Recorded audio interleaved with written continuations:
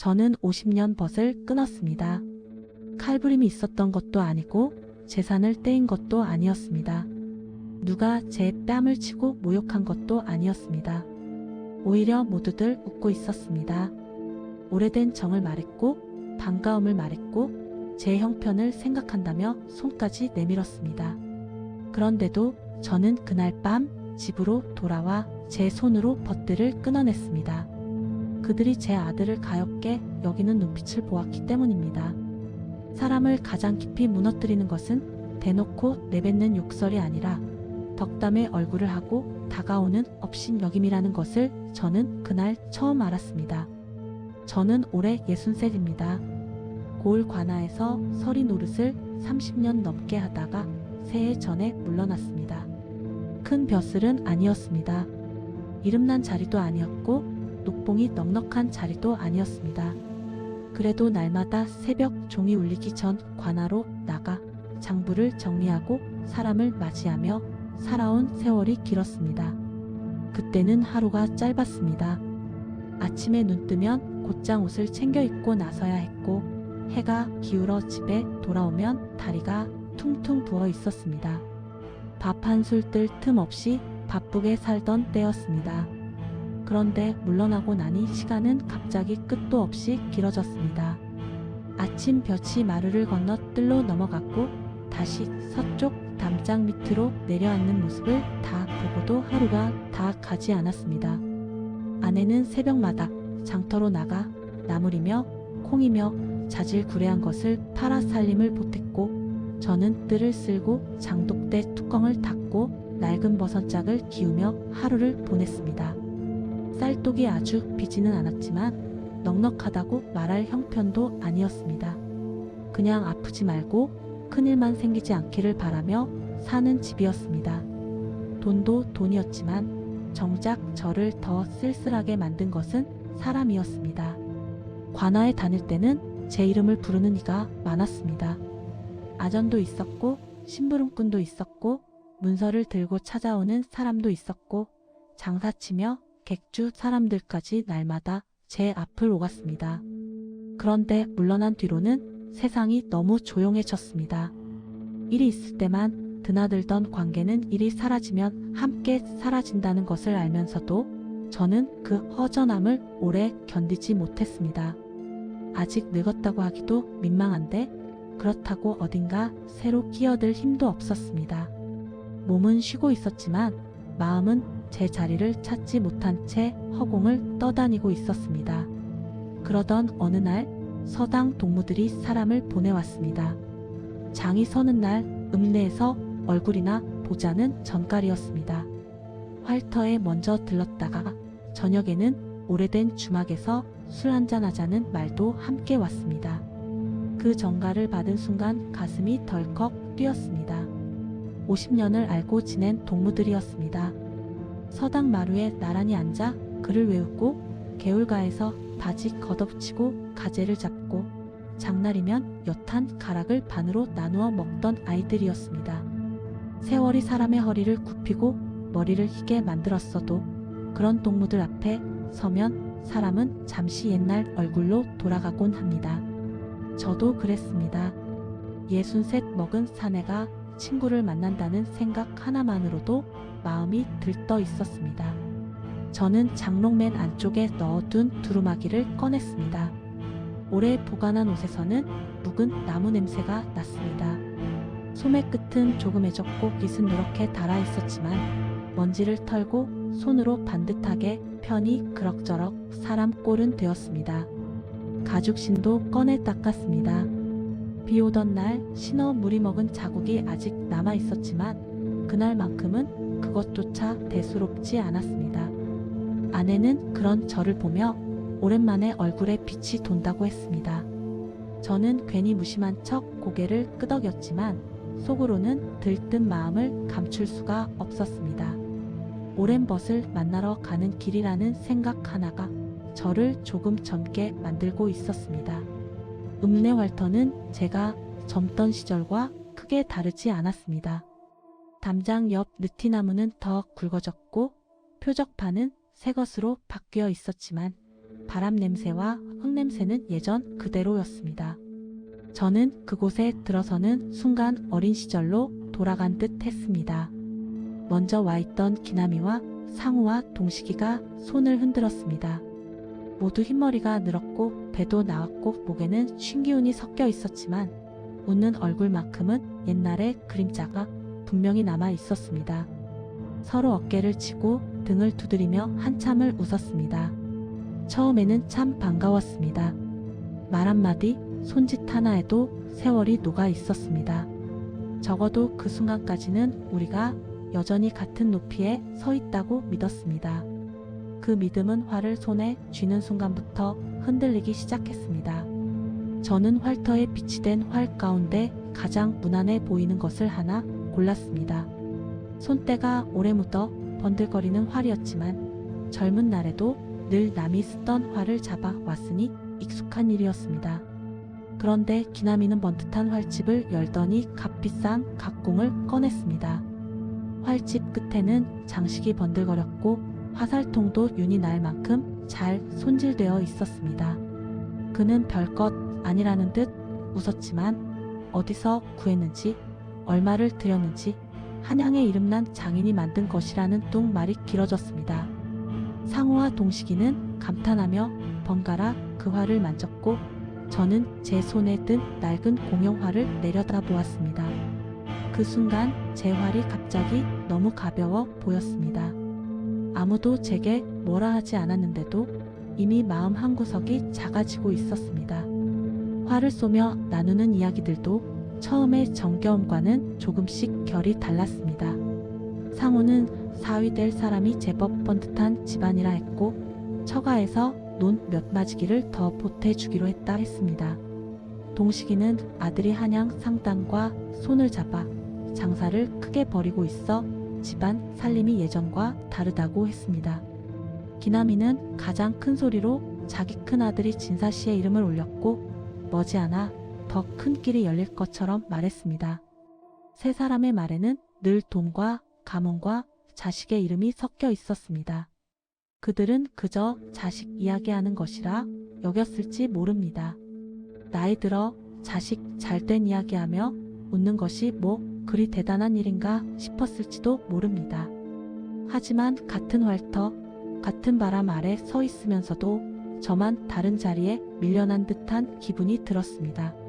그들이 아무렇지 않게 말하는 것들은 제게는 평생 한 번도 마음 편히 가져보지 못한 여유였기 때문입니다.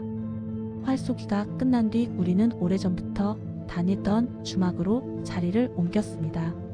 그 집은 예전 그대로였습니다. 낡은 목재 기둥, 기름때가 밴 상판, 벽에 붙은 누런 종이와 술 냄새, 문을 열면 훅 끼쳐오는 뜨거운 김까지 모두 그대로였습니다. 그런 익숙함이 오히려 제 마음을 잠시 편하게 만들었습니다. 그래도 밥상 앞에서는 옛 정이 살아나겠지 싶었습니다. 고기 몇 점에 탁주 몇 사발 돌리다 보면 활터에서 느꼈던 묘한 불편함도 씻겨 나가리라 생각했습니다. 오래된 벗들이니 결국은 예전으로 돌아갈 수 있으리라 믿었습니다. 처음 한두 잔은 괜찮았습니다. 서로 늙은 이야기를 했고 허리와 무릎이 예전 같지 않다는 푸념도 했습니다. 그런데 술이 돌자 이야기는 다시 자식에게로 흘러갔습니다. 기남이는 큰아들이 과거에 급제한 뒤 집안의 위세가 달라졌다고 했고 상호는 딸아이의 혼처가 양반가와 닿으면서 사돈 쪽에서 한양 기와집까지 드나든다 했습니다. 동식이는 아들이 장사 수완이 좋아 꽃간이 비는 날이 없다 했습니다. 그들의 얼굴에는 부모 된 사람의 뿌듯함이 번져 있었습니다. 그 마음 자체를 탓할 수는 없었습니다. 자식이 잘 되면 기쁜 것이 부모 마음이니 당연한 일이었습니다. 문제는 그 다음이었습니다. 세 사람의 자식 이야기가 끝난 뒤 마침내 시선이 제게로 향했습니다. 그 시선은 제 아들을 궁금해해서라기보다 마지막 남은 비교의 자리를 확인하려는 듯 했습니다. 기남이는 웃으며 제 아들이 아직도 읍내 변두리 대장간에서 일하느냐 했습니다. 그 말 속에 아직도라는 두 글자가 유난히 또렷하게 들렸습니다. 제 아들은 어려서부터 공부보다 손재주가 좋았습니다. 붓을 쥐는 것보다 망치를 쥐는 손이 더 자연스러운 아이였습니다. 과거에 나설 형편도 그럴 재주도 아니어서 일찍부터 대장간에 들어가 일을 배웠습니다. 해 뜨기 전에 나가 불을 지피고 하루 종일 달군 쇠를 두드리다 해가 져서야 돌아오는 삶이었습니다.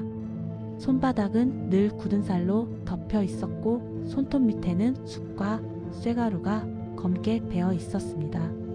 그러나 그 아이는 한 번도 자신의 삶을 원망하는 얼굴을 제 앞에서 보인 적이 없었습니다. 지난 명절에도 빠듯한 벌이에서 조금씩 모은 돈 몇 잎을 봉투에 넣어 조용히 제게 내밀었습니다. 저는 그 손을 보며 충분하다고, 그것만으로도 더 바랄 것이 없다고 진심으로 생각했습니다. 적어도 그날 주막에 들어서기 전까지는 말입니다. 기남이는 제 아들 이야기를 들은 뒤 성실한 것이 으뜸이라 했습니다. 상호는 부모 속 썩이지 않고 제 밥벌이하는 자식이면 그만이라 했습니다. 동식이는 요즘 세상에 그런 효심 가진 자식 드물다며 고개를 끄덕였습니다. 겉으로만 보면 모두 좋은 말이었습니다. 성실하다, 착하다, 부모를 챙긴다. 어느 것 하나 틀린 말은 없었습니다. 그런데 그 칭찬의 밑바닥에서 저는 분명히 다른 뜻을 들었습니다. 자기 자식에게는 급제와 벼슬과 재산과 가문을 붙여 말하면서 제 아들에게는 사람됨만 남겨두는 태도. 그 속에서 저는 제 아이가 이미 낮은 자리에 놓여 있음을 알았습니다. 대단할 것은 없지만 그럭저럭 괜찮은 자식. 바로 그렇게 들렸습니다. 그 순간 제 가슴 한가운데가 서늘해졌습니다. 제 아들의 삶은 누구에게 위로받을 대상이 아니었습니다. 비록 벼슬은 없고 재산도 없으나 그 아이는 제 두 손으로 벌어 부모를 잊지 않는 훌륭한 사람이었습니다. 그런데 저는 그 자리에서 아무 말도 하지 못한 채 잠만 만지작거리고 있었습니다. 그 침묵이 제 자신을 더 초라하게 만들었습니다. 저는 더 이상 받기만 하는 사람이 되고 싶지 않아 술값이 나왔을 때 먼저 품을 뒤져 제 몫을 내려고 했습니다.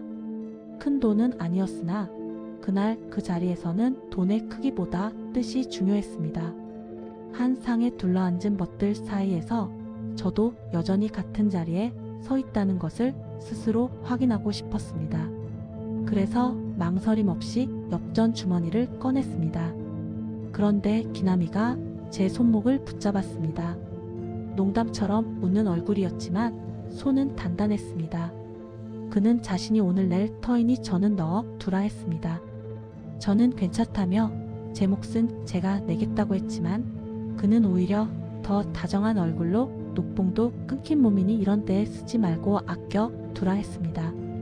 그 순간 제 귀에는 주막의 다른 소리가 아무것도 들리지 않았습니다.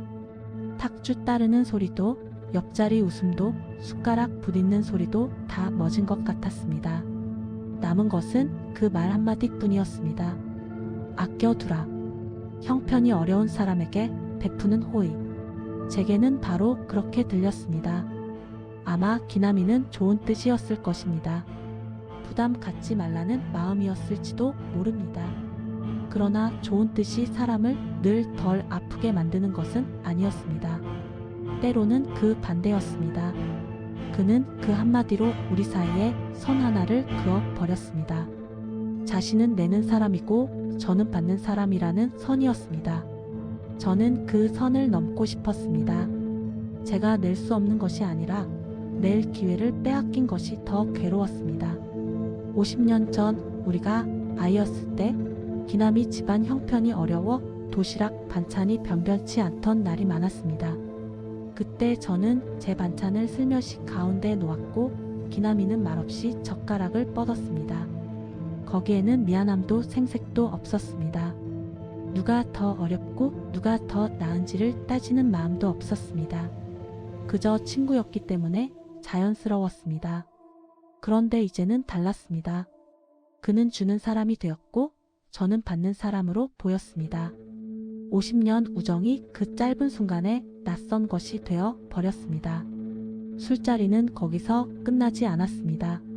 오히려 한 잔이 더 돌면서 말은 더 거칠어졌고 웃음은 더 커졌습니다. 기남이는 다음 달쯤 금강산 유람을 함께 가자 했습니다. 상우와 동식이는 그 말에 바로 얼굴이 밝아졌습니다. 봄바람 부는 길에 좋은 객주를 잡고 경치 좋은 곳에서 며칠 묵으며 쉬고 오면 얼마나 좋겠느냐는 이야기가 오갔습니다. 들뜬 얼굴들 사이에서 저는 잔속만 내려다보았습니다. 그 유람에 드는 돈이 우리 집 몇 달 살림과 맞먹는다는 계산이 저도 모르게 머릿속에서 돌아갔기 때문입니다. 저는 형편이 어려워 갈 수 없다는 말을 차마 입 밖에 내지 못했습니다. 그 순간 기남이가 또 웃으며 말했습니다. 제가 부담되면 자기가 좀 보태줄 테니 함께 가자고 했습니다. 그 말이 떨어지자 제 목 안쪽이 뜨겁게 달아올랐습니다. 보태준다. 그 말은 친절의 얼굴을 하고 있었지만 제게는 50년 우정의 마지막 벽돌을 떼어내는 소리처럼 들렸습니다. 저는 그 자리에서 당장 일어나고 싶었습니다. 술상을 뒤엎고 싶었던 것은 아닙니다. 그냥 더는 그 자리에 앉아있고 싶지 않았습니다. 하지만 차마 그러지 못했습니다. 함께한 세월이 너무 길었습니다. 서당에서 같이 회초리를 맞고 논둑을 달리고 장마철 흙탕물 속을 헤치며 집에 돌아가던 기억까지 한꺼번에 더럽히는 일 같았습니다. 그래서 저는 끝까지 참았습니다.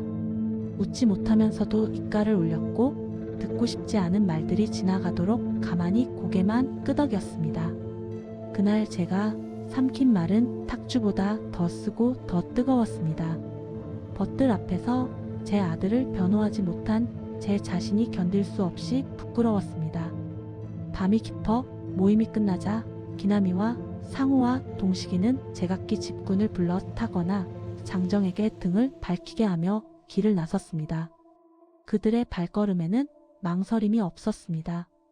저는 그들과 잠시 같이 걷는 척하다가 이내 혼자 남겠노라 했습니다. 바람을 좀 쐬고 걸어가고 싶다 둘러댔지만 사실은 누구와도 더 함께 있고 싶지 않았습니다. 골목 끝으로 멀어지는 등불을 바라보는데 이상하게도 그 불빛마저 저를 남겨두고 가는 것처럼 느껴졌습니다. 길은 멀지 않았지만 저는 일부러 천천히 걸었습니다. 술기운이 올라 얼굴은 뜨거웠고 밤공기는 차가웠습니다. 두 가지가 몸 안에서 부딪히며 사람을 이상하게 맑게 만들었습니다. 걸으면서 제 머릿속에 떠오른 것은 벗들의 자랑이 아니었습니다. 기남이 아들의 급제도, 상우 딸의 혼처도, 동식이 아들의 곡간도 아니었습니다. 자꾸만 제 아들의 얼굴이 떠올랐습니다. 새벽에 나설 때마다 허리춤을 조여 매던 모습, 불 앞에서 땀에 젖어도 말없이 망치를 내리치던 어깨, 명절마다 빈손으로 오기 미안하다며 엽전 몇 잎이라도 쥐어 주던 손. 지난 겨울에는 제 허리가 아프다는 말을 듣고 자기 버리도 빠듯할 텐데 약재 한 첩을 몰래 사다 놓기도 했습니다. 그 아이의 손은 거칠었지만 마음은 늘 조심스러웠습니다. 부모 앞에서는 말수가 적었고 늘 미안한 얼굴이 먼저였습니다. 그런데 저는 그날 주막에서 남의 자식들과 비교당하는 사이 잠시나마 그 아이의 삶을 초라하게 느끼고 말았습니다. 그것이 가장 견디기 어려웠습니다. 벗들이 믿기 전에 그런 순간을 허락한 제 자신이 더 미웠습니다. 집이 가까워질 무렵 우리 집 담장 밖에서 희미한 등불이 보였습니다. 이 시간에 누가 왔나 싶어 발걸음을 재촉했더니 대문 곁에 제 아들이 앉아 있었습니다. 대장간에서 막 돌아왔는지 젖꼬리 소매에 검은 그을음이 묻어 있었고 발치에는 조심스럽게 쌓아놓은 보퉁이 하나가 놓여 있었습니다. 그 곁에는 제 손주가 꾸벅꾸벅 졸다 결국 아버지 무릎에 기대에 잠들어 있었습니다. 저는 그 자리에 선 채 한참 움직이지 못했습니다. 온 저녁 내내 제 가슴을 짓누르던 무엇인가가 그 모습을 보는 순간 허물어졌습니다. 제 아들은 장날에 들렀다가 제가 읍내에 나갔다는 말을 듣고 돌아오기 전까지 기다리겠다고 했답니다. 손주가 할아버지를 보겠다고 졸라서 함께 왔다 했습니다. 그는 대수롭지 않은 얼굴로 약값에 보탰이라며 엽전 몇 입과 참기름 한 병을 보퉁이에서 꺼내 놓았습니다. 손등에는 불똥에 데인 자국이 작게 남아 있었습니다. 저는 그 손을 보는 순간 더 이상 아무 말도 할 수 없었습니다. 벗들이 자랑하던 모든 것이 그때 한꺼번에 멀어졌습니다. 급제가 무슨 소용이며 기와 집이 무슨 소용이며 남들이 부러워하는 혼처와 재산이 무슨 소용인가 싶었습니다. 밤늦게까지 쇠를 두드리다 지친 몸으로도 늙은 부모를 먼저 생각하는 마음, 자기 아이를 데리고 와 조부를 보여드리려는 마음, 넉넉하지 않은 벌이에서 조금이라도 떼어 약값을 보태려는 마음. 제게는 그 모든 것이 세상 어느 벼슬보다 귀했습니다. 저는 그날 비로소 알았습니다. 남들이 높다 말하는 삶과 사람이 귀하게 사는 삶은 서로 다를 수 있다는 것을 말입니다. 별다른 말을 하지 않았습니다. 저도 그러지 못했습니다. 말이라는 것은 때로 마음을 다 담아내지 못합니다. 저는 그저 잠든 손주를 안아 들고 집 안으로 먼저 들어섰습니다. 아이의 몸에서 나는 따뜻한 열기가 제 가슴에 닿는 순간 주막에서부터 붙들고 있던 부끄러움과 서러움이 한꺼번에 밀려왔습니다. 부엌에 들어가 손주를 눕히고 나오자 아들은 이미 일어설 채비를 하고 있었습니다. 새벽에도 다시 나가야 하니 오래 머물지 못한다 했습니다. 저는 대문 밖까지 따라 나가 등을 한참 바라보았습니다. 달빛 아래로 멀어지는 그 뒷모습은 크지 않았지만 제게는 세상 어떤 사람보다 단단해 보였습니다. 그날 밤 저는 방 안등잔불 아래 혼자 오래 앉아 있었습니다. 처음 주막으로 들어서던 반가움도 거짓은 아니었습니다. 50년 우정이 하루아침에 만들어진 것도 아니었습니다. 함께한 시간이 길면 그만큼 정이 쌓입니다. 저 역시 그들을 미워하고 싶지는 않았습니다. 다만 그날 저는 분명히 보았습니다. 우리가 더는 같은 자리에 서 있지 않다는 것을 말입니다. 어린 시절에는 같은 서당에 앉아 같은 매를 맞고 같은 허기를 견디며 자랐으나 50년 세월은 사람들을 서로 다른 곳으로 데려가 놓았습니다. 누구는 높은 마루에 앉게 되었고 누구는 낮은 마당에 남게 되었습니다. 잘못은 아닐지 몰라도 그 거리를 모른 채 한 채 옛날처럼 어깨를 걸 수는 없게 되었습니다. 저는 천천히 일어나 벗들과 연락하던 종이를 접어 서랍 깊숙이 넣었습니다. 다시 꺼낼 일은 없겠다고 생각했습니다. 분해서가 아니었습니다. 원망해서도 아니었습니다. 다만 더는 제 아들의 삶이 덜한 것으로 여겨지는 자리로 걸어 들어가고 싶지 않았습니다. 남의 자식과 견주어 제 자식을 변호해야 하는 자리라면 차라리 가지 않는 편이 낫다고 생각했습니다. 오래된 우정은 소중합니다. 하지만 사람을 깎아내리며 지켜야 할 만큼 소중한 것은 아닙니다. 특히 내 자식의 땀과 성실함을 누군가의 연민 앞에 세워 두어야 한다면 그 우정은 이미 제 몫이 아니었습니다. 그날 이후 저는 벗들을 만나지 않았습니다. 장이 서는 날에도 굳이 읍내로 나가는 일을 줄였습니다. 처음 며칠은 허전했습니다. 50년 세월을 스스로 끊어냈다는 사실이 생각보다 크게 아프기도 했습니다. 그러나 이상하게도 마음 한구석은 조금씩 가벼워졌습니다. 더는 누군가의 자식과 제 아들을 비교하지 않아도 되었고 더는 제 형편을 알아주는 척하는 손길 앞에서 웃지 않아도 되었기 때문입니다. 저는 그 조용한 안도감 속에서 비로소 제 삶을 다시 바라볼 수 있었습니다. 넉넉하지는 않아도 빚에 쫓기지 않고 높지는 않아도 제 손으로 부끄럽지 않게 살아온 세월이 분명히 있었습니다. 그리고 무엇보다 제게는 거친 손으로 제 약값을 챙기고 잠든 손주를 데리고 대문 앞에 서줄 아들이 있었습니다. 사람들은 늙으면 더 외로워진다고 말합니다. 맞는 말입니다. 그러나 늙어서 비로소 분명히 보이는 것도 있습니다. 누구와 함께 있어야 마음이 편한지, 어떤 자리가 나를 살리고 어떤 자리가 나를 깎아내리는지, 무엇이 체면이고 무엇이 사랑인지 그것이 젊을 때보다 훨씬 선명하게 보입니다. 저는 50년 벗을 잃은 대신 제 아들의 삶을 다시 얻었습니다. 남들이 보기에는 초라한 대장간의 불빛일지 몰라도 제게는 그 불빛이 세상 어떤 화려한 등불보다 따뜻합니다.